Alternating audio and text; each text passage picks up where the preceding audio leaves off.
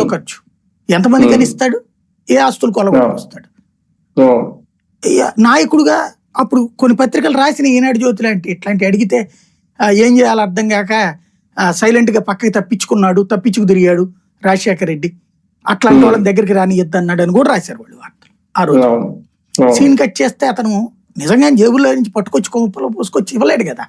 ఏం ఆలోచించాడు? దీనికి తన అధికారంలోకి వస్తే ఏం చేయాలి? ఎవడన్నా అసలు జీవితంలో ఊహిస్తాడా?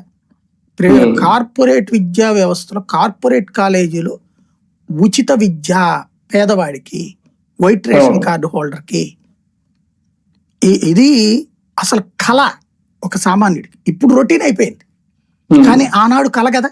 కార్పొరేట్ విద్యా సంస్థలో, కార్పొరేట్ హాస్పిటల్లో అన్నటువంటిది అది తను ఆచరణలో పెట్టాడు బికాస్ ఆఫ్ పాదయాత్ర. అంతే కదా. పాదయాత్ర చేయకపోతే కార్పొరేట్ విద్య, కార్పొరేట్ విద్య, కార్పొరేట్ వైద్యం, కార్పొరేట్ వైద్యం.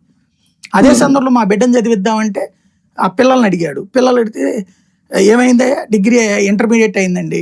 ఏం చేస్తున్నావు? డిగ్రీ తర్వాత తెలవద్దయ్యా. ఇంజనీరింగ్ చేద్దామంటేనే సీట్లు దొరకవయ్యా, డాక్టర్ చేద్దామంటే సీట్లు దొరకవయ్యా అంటే, ఓహో మనకు కాలేజీలు కొరతుంది. కాలేజీలు రాజశేఖర రెడ్డి వచ్చినప్పుడే కదా విపరీతమైన కాలేజీలు పర్మిషన్ ఇచ్చింది, 100ల కొద్ది పర్మిషన్ వచ్చేసినాయి. అప్పుడు వీళ్ళు తిట్టారు కూడా. అప్పుడు నేదురుమల్లి జన